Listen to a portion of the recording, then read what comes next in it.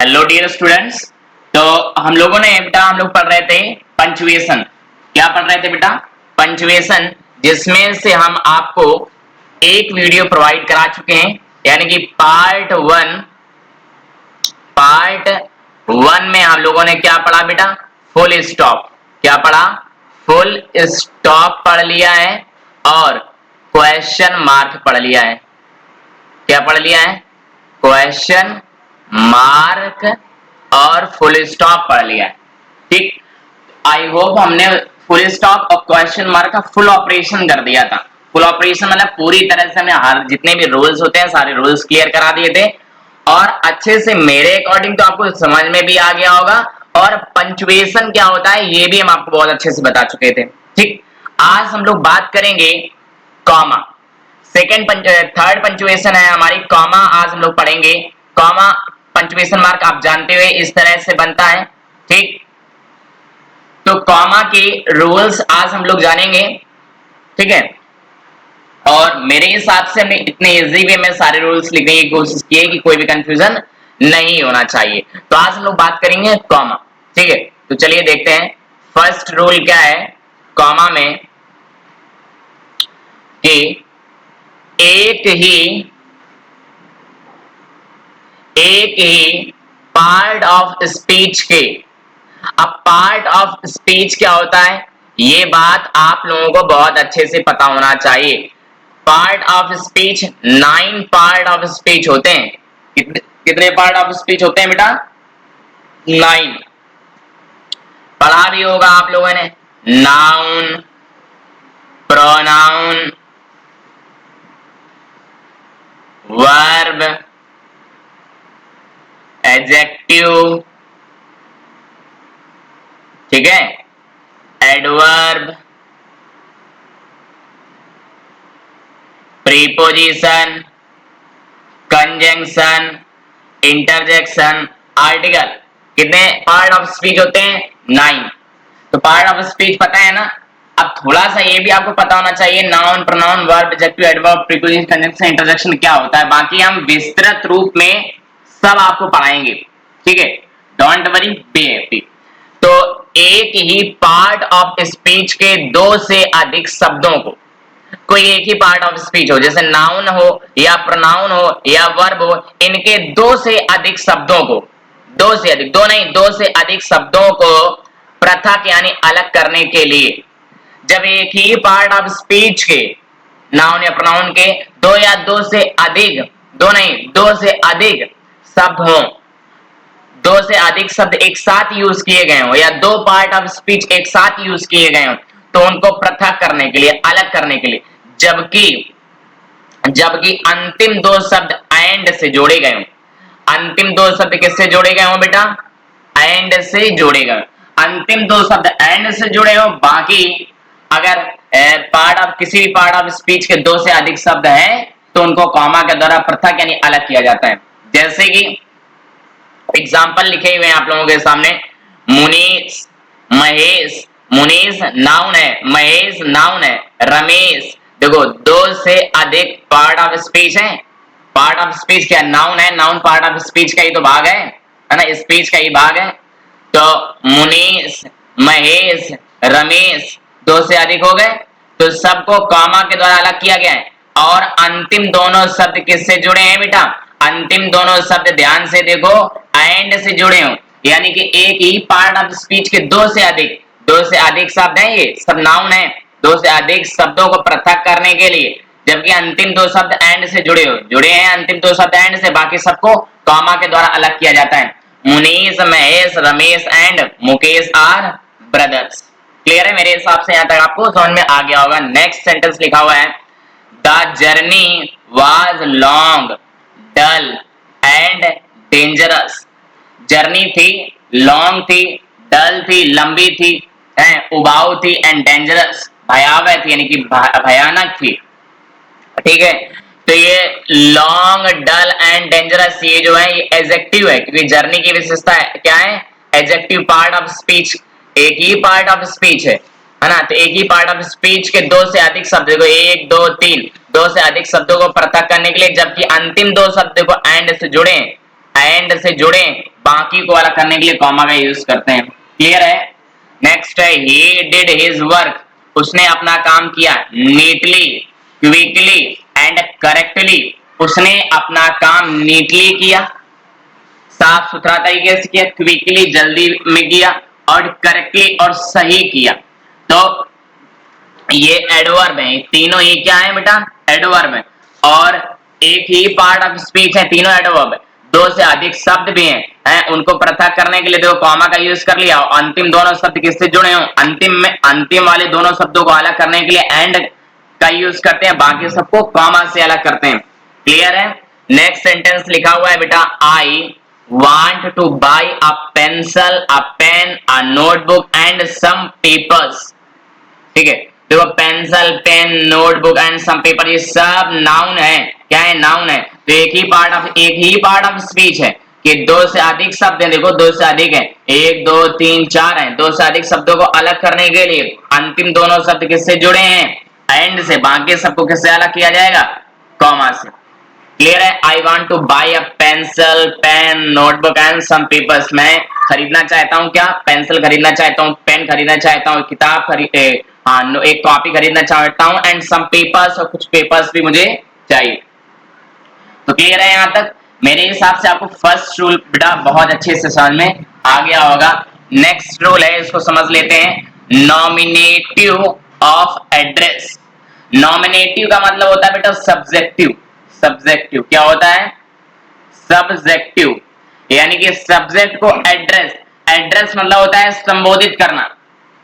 Address मतलब होता है संबोधित करना, यानी किसी भी व्यक्ति, से मोदी जी नहीं, भाई और बहनों संबोधित करते हैं ना, ऐसे ही किसी भी व्यक्ति को संबोधित करना, किसी से कहना, यानी सब्जेक्ट को संबोधित करना, सब्जेक्ट को अलग दिखाना।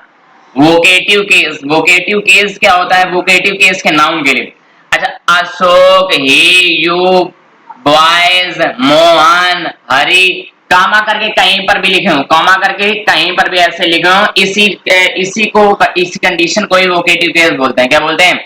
Vocative case. अब ये अशोक नाउन है तो वोकेटिव नाउन है, बॉयज नाउन है तो वोकेटिव नाउन है, मोहन नाउन है तो वोकेटिव नाउन है, हरि नाउन है तो वोकेटिव नाउन है। तो ये वोकेटिव केस के नाउन को अलग करने के लिए, वोकेटिव केस के नाउन को अलग करने के लिए, नया नॉमिनेटिव ऑफ एड्रेस, एड्रेस को संबोधित कर रहे हैं, अलग से दिखा रहे हैं कि Ashok bring my umbrella from my office, मेरे ऑफिस से मेरा अम्ब्रेला लेकर के आओ। तो किससे कह रहे हैं? सब्जेक्ट कौन है यहाँ पर? अशोक। अशोक को संबोधित कर रहे हैं, सब्जेक्ट अलग से दिखा रहे हैं। ठीक है, तो यह वोकेटिव केस है, ये इसी चीज को वोकेटिव केस बोलते हैं, वोकेटिव केस के नाउन को अलग करने के लिए। नेक्स्ट है बॉयज। क्या है? बॉयज। तो बॉयज लिसन टू मी, मुझे सुनो, है ना? तो लड़कों को संबोधित करते हुए कह रहे हैं, लड़के सब्जेक्ट है, सब्जेक्ट कौन है? लड़कों से कह रहे हैं कि लड़कों मुझे सुनो, तो लड़कों को एड्रेस कर रहे हैं, संबोधित कर रहे हैं, इसी को वोकेटिव केस बोलते हैं, वोकेटिव नाउन है। वोकेटिव केस के नाउन को अलग करने के लिए देखो कॉमा का यूज किया गया है। केम हेयर मोहन, ये वोकेटिव केस का नाउन है, यानी वोकेटिव नाउन है।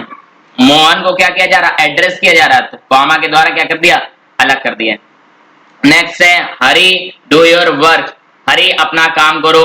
ठीक है, तो हरी क्या है? नॉमिनेटिव ऑफ एड्रेस, यानी कि हरी को एड्रेस किया जा रहा, संबोधित किया जा रहा, या वो इसी कंडीशन को वोकेटिव केस बोलते हैं। हरी, मोहन, रोहन, सोहन, कॉमा करके लिखा हो, इसी को वोकेटिव केस बोलते हैं। अब ये नाउन है तो इन्हें ही वोकेटिव नाउन बोलेंगे, और वोकेटिव नाउन को वाक्य के शेष भाग से अलग करने के लिए कॉमा का यूज करते हैं। क्लियर है? यहां तक समझ में आ गया? चलिए नेक्स्ट रूल देख लेते हैं। नेक्स्ट रूल क्या राइट है? नेक्स्ट रूल लिखा हुआ है, सेंटेंस के आरंभ में, सेंटेंस के आरंभ में प्रयुक्त एडवर्ब या एडवर्बियल फ्रेज के पश्चात, एडवर्ब या एडवर्बियल फ्रेज के पश्चात, अब सर बात यहां पर ये आ जाती है कि हम कैसे पहचानेंगे कि ये एडवर्ब या एडवर्बियल फ्रेज है। तो पहले तो आप समझ लें, एडवर्ब एक वर्ड होता है, वन वर्ड होता है। एडवर्ब क्या है? वन वर्ड होता है। और एडवर्बियल फ्रेज क्या है? Group of words, group of words. Phrase का मतलब है होता है ग्रुप ऑफ वर्ड्स, और एडवर्ब एक शब्द होता है। एडवर्बियल फ्रेज शब्दों का समूह होता है। अब हम सिर्फ सेंटेंस में एडवर्ब और एडवर्बियल फ्रेज कैसे पहचानेंगे, क्योंकि अभी पढ़ा तो है नहीं, तो नोट पॉइंट लगा लीजिएगा, नोट पॉइंट लगाइएगा। एडवर्ब, एडवर्ब ज्यादातर, एडवर्ब ज्यादातर एलवाई लगकर बनते हैं।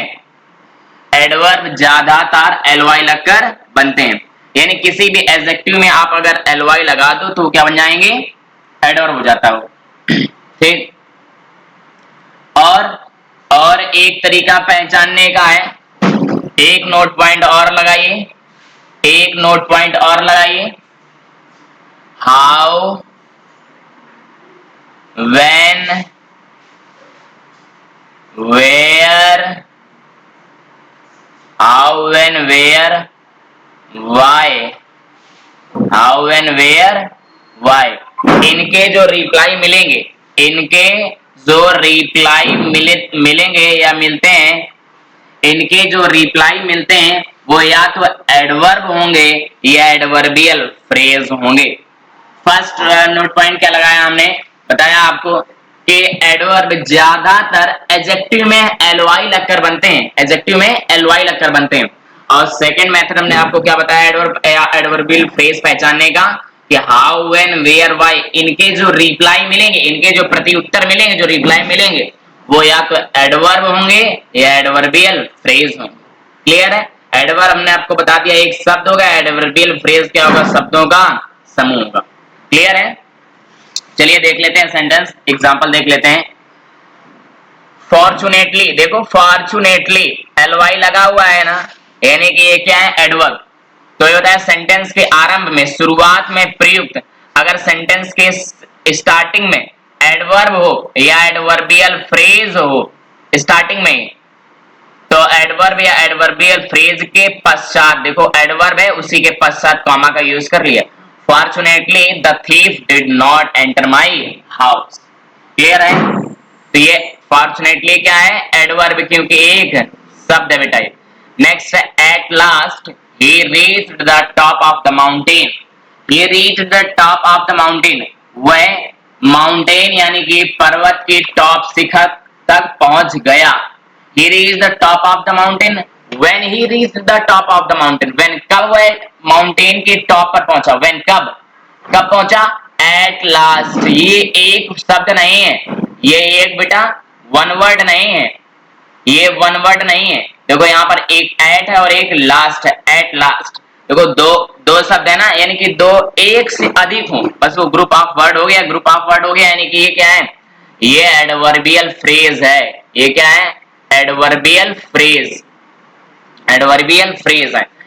तो he reached the top of the mountain, when he reached the top of the mountain, at last he reached the top of the mountain। तो how, when, where, why, इनके जो reply मिलते हैं वो एडवर्ब या एडवर्बियल फ्रेज होते हैं। तो at last क्या है बेटा, एडवर्बियल फ्रेज है। फॉर्चुनेटली क्या है, एडवर्ब। क्लियर है यहाँ तक? ठीक है। नेक्स्ट रूल है रूल नंबर 4, यदि सेंटेंस के प्रारंभ में मतलब वही स्टार्टिंग में एडवर्बियल क्लॉज हो तो कॉमा द्वारा अलग करते हैं। अब फ्रेज, एक हम फ्रेज बेटा, फ्रेज और क्लॉज का एक वीडियो बहुत जल्दी बनाने वाले हैं। फ्रेज और क्लॉज का वीडियो बहुत जल्द बनाएंगे। तो फ्रेज क्या होता है, क्लॉज क्या होता है, लेकिन अभी थोड़ा सा डिफरेंस हम आपको समझाएंगे। ठीक है, बाकी हम सेपरेट वीडियो बनाएंगे अलग अलग, फ्रेज का और क्लॉज का बहुत अच्छे से समझाएंगे, फ्रेज क्या होता है और क्लॉज क्या होता है। तो अब फ्रेज तो आप समझ गए ग्रुप ऑफ वर्ड्स होता है, क्लॉज भी ग्रुप ऑफ वर्ड्स होता है। क्लॉज भी क्या होता है बेटा, ग्रुप ऑफ वर्ड्स होता है। अब सर हम कैसे जानेंगे कि फ्रेज है कि क्लॉज है, क्योंकि दोनों ही ग्रुप ऑफ वर्ड होते हैं। तो ध्यान दीजिए, फ्रेज में ग्रुप ऑफ वर्ड होता है, लेकिन ना तो फ्रेज में सब्जेक्ट होता है और ना वर्ब होती है। फ्रेज में सब्जेक्ट और वर्ब नहीं होता है, फ्रेज में ना तो सब्जेक्ट होता है और ना वर्ब होती है। क्लॉज में अपना सब्जेक्ट भी होता है, वर्ब भी होती है, दोनों ही होते हैं। फ्रेज कभी कंप्लीट मीनिंग नहीं देता है। फ्रेज कंप्लीट मीनिंग, फ्रेज कभी भी कंप्लीट मीनिंग नहीं देगा। कंप्लीट मीनिंग मीनिंग नहीं देगा भाई, कभी कंप्लीट मीनिंग नहीं देगा। और क्लॉज कंप्लीट मीनिंग देता भी है और कभी कभी दे भी सकता है, कभी कभी नहीं भी देता है। क्लॉज कभी कभी कंप्लीट मीनिंग दे भी देता है, कंप्लीट मीनिंग यानी पूर्ण अर्थ देता है भी है, कभी कभी नहीं भी देता है। लेकिन बस यही अंतर है कि फ्रेज में सब्जेक्ट और वर्ब नहीं होता है, क्लॉज में सब्जेक्ट भी होता है और वर्ब भी होता है। बाकी एडवर्ब है ना, तो एडवर्ब को पहचानने का तरीका हाउ, व्हेन, वेयर और व्हाई। अगर सेंटेंस के प्रारंभ में, शुरू में, यदि सेंटेंस के शुरू में एडवर्बियल क्लॉज है तो कॉमा के द्वारा उस एडवर्बियल क्लॉज को अलग किया जाएगा। तो देखो सेंटेंस लिखा हुआ है, एग्जांपल है if it rains I shall not come to you. अब हम कैसे जानेंगे सर कि ये जो सेंटेंस है या ये जो क्लॉज है ये एडवर्बियल क्लॉज है? तो आगे वाले सेंटेंस से समझ आ जाएगा। I shall not come to you, I shall not come to you why, मैं तुम्हारे पास वाई क्यों नहीं आऊंगा, क्यों नहीं आऊंगा। या I shall not come to you when, मैं तुम्हारे पास कब नहीं आऊंगा, व्हेन, कब नहीं आऊंगा। इफ इट रेन्स, यदि बारिश होगी, जब बारिश होगी तब नहीं आऊंगा। या ये भी कह सकते हैं I shall not come to you, मैं तुम्हारे पास स्कूल क्यों नहीं आऊंगा, मैं तुम्हारे पास नहीं आऊंगा, वाई, क्यों, इफ इट रेन्स, यदि बारिश होगी। तो बताया नहीं कि व्हेन, वेयर, व्हाई, हाउ, इनके जो रिप्लाई मिलेंगे वो एडवर्ब होंगे। तो कब नहीं आऊंगा, जब बारिश होगी, यदि बारिश होगी तो मैं तुम्हारे पास नहीं आऊंगा। तो ये उत्तर में ये रिप्लाई में मिल रहा, रिप्लाई में ये मिल रहा, जो रिप्लाई में मिले वही एडवर्ब है। अब ये क्लॉज है क्योंकि इसके पास सब्जेक्ट भी है, वर्ब भी है, तो सेंटेंस के प्रारंभ में एडवर्बियल क्लॉज है, उसको अलग करने के लिए कॉमा, कॉमा द्वारा अलग करते हैं, तो कॉमा के द्वारा अलग कर दिया। Since she was lame, since चूंकि, शी वाज लेम चूंकि वह लंगड़ी थी, तो she could not walk fast, वह तेज नहीं चल सकती थी, वह तेज नहीं चल सकती थी। She could not walk fast, why, why, why का रिप्लाई, वह तेज क्यों नहीं चल सकती थी, वह क्यों नहीं चल सकती थी। सिंस शी वाज लेम, चूंकि वह क्या थी, लंगड़ी थी बेटा, चूंकि वह लंगड़ी थी, तो ये रिप्लाई में ये मिल रहा, ये रिप्लाई में मिल रहा है। तो अगर रिप्लाई में ये मिल रहा तो यही एडवर्बियल क्लॉज है, यही एडवर्बियल क्लॉज है।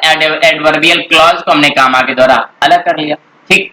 When he came here, when he came here I was sleeping, जब वह यहाँ आया, आई वाज स्लीपिंग, मैं सो रहा था, आई वाज स्लीपिंग, जब मैं सो रहा था। व्हेन ही वाज स्लीपिंग, या ये कह सकते हैं हाउ, व्हेन, वेयर, व्हाई का जो रिप्लाई मिलेगा वही एडवर्ब होगा। आई वाज स्लीपिंग, मैं सो रहा था। व्हेन ही केम हियर, जब मतलब मैं सो रहा था, जब मैं सो रहा था तब वह मेरे पास आया, है ना। तो आई वाज स्लीपिंग व्हेन, या व्हेन आई वाज स्लीपिंग, जब मैं सो रहा था, जब मैं सो रहा था, तो ही केम हियर। तो या ये भी कह सकते हैं कि when he came here, when he came here I was sleeping, जब मैं सो रहा था तब वह मेरे पास आए। तो ये व्हेन का रिप्लाई मिल रहा है, तो ये कौन सी क्लॉज है, ये एडवर्ब क्लॉज है, एडवर्बियल क्लॉज। एडवर्बियल क्लॉज इसलिए इसको कॉमा के द्वारा अलग कर दिया। इफ यू वर्क हार्ड, यदि तुम कठिन परिश्रम करोगे तो you will pass, you will pass how, तुम कैसे पास हो पाओगे या तुम कैसे पास होगे, यू विल पास हाउ, कैसे। यदि तुम कठिन परिश्रम करोगे तो हाउ का रिप्लाई कैसे पास होगे, अगर तुम कठिन परिश्रम करोगे। तो ये कौन सी क्लॉज है बेटा, ये एडवर्बियल क्लॉज। इस एडवर्बियल क्लॉज को शेष भाग से अलग करने के लिए कॉमा का यूज कर लिया। क्लियर है, यहां तक अच्छे से समझ में आ गया होगा। रूल नंबर नेक्स्ट है, नेक्स्ट रूल है तिथि लिखने में, तिथि तो जानते हैं ना, डेट। तिथि लिखने में दिनांक आई मीन डेट को अथवा माह मतलब मंथ, माह मंथ और दिनांक वही डेट। तिथि लिखने में डेट को अथवा मंथ को वर्ष, वर्ष मतलब ईयर, ईयर साल से या वर्ष से कॉमा द्वारा अलग करते हैं। तो तिथि लिखने में हमने बताया दिनांक को अथवा माह को, मंथ को ईयर से अलग करते, ईयर से कॉमा द्वारा अलग करते हैं। तो मंथ और डेट को वर्ष से कॉमा द्वारा अलग कर दिया, डेट और मंथ को वर्ष से कॉमा द्वारा अलग कर दिया।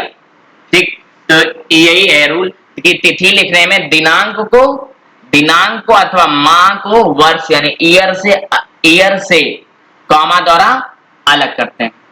क्लियर है? नेक्स्ट रूल देख लेते हैं। नेक्स्ट रूल क्या है? ठीक है,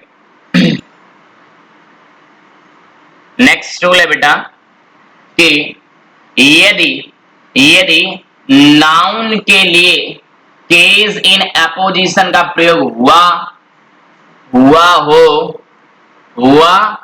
तो उसके आगे और पीछे कॉमा का प्रयोग करते हैं।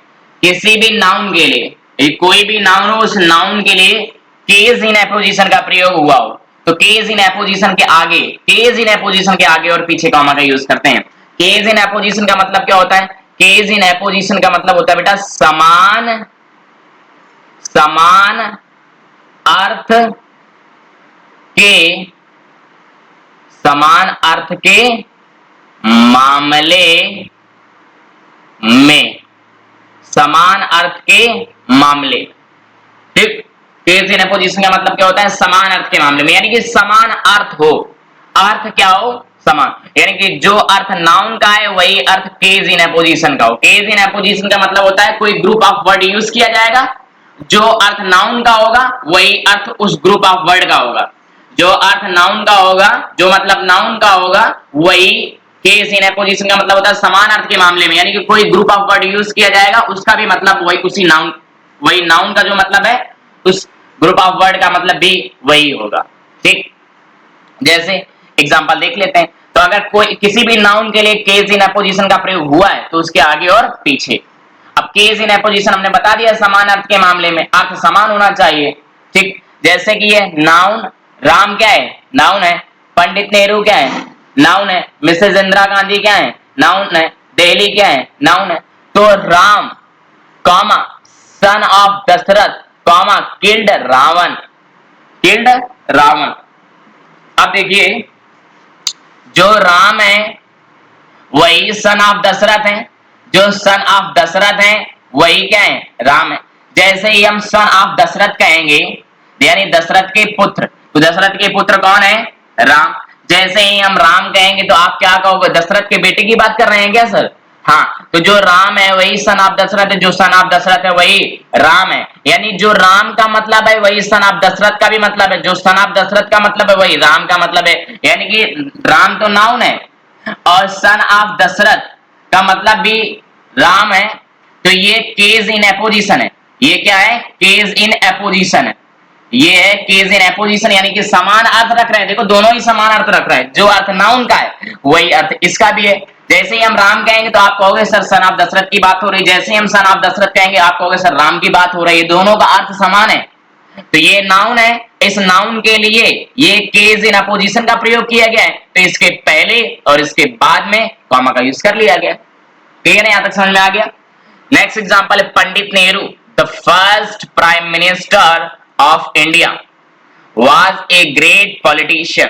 जैसे ही आपने पंडित नेहरू कहा, पंडित नेहरू तो नाउन है, और पंडित नेहरू जैसे ही हमने कहा पंडित नेहरू, तो आप क्या कहोगे? The first prime minister of India की बात कर रहे हैं क्या सर? क्योंकि वही the first prime minister of India है, जो the first prime minister of India है वही पंडित नेहरू।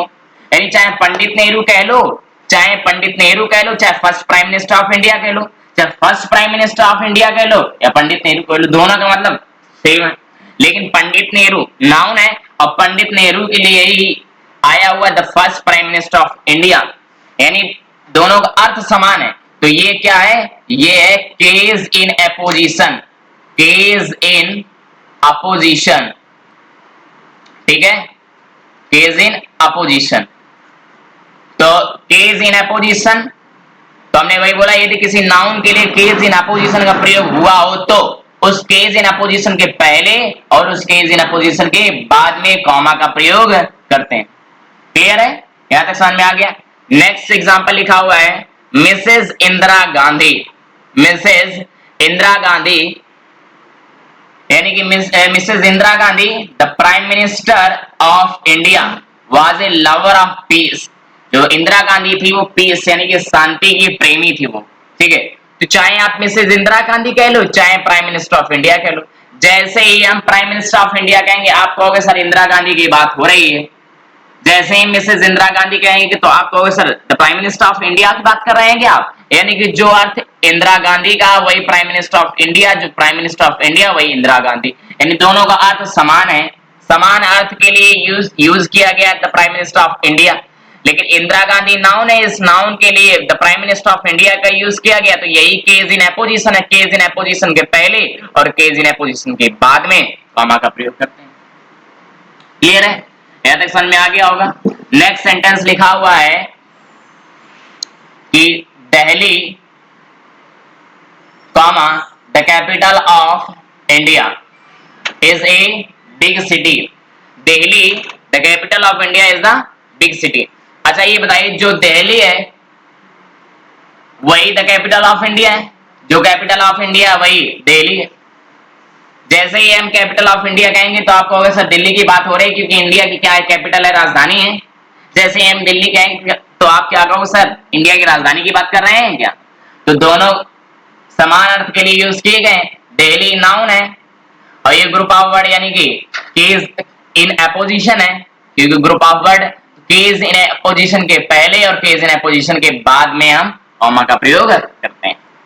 आई होप यहां तक बेटा आपको अच्छे से समझ में आ गया होगा। ठीक, नेक्स्ट रूल है। नेक्स्ट रूल क्या है समझते हैं। Yes, no, well, sir, madam, please, thank you, kindly, your majesty, your highness जैसे शब्दों को अलग करने के लिए,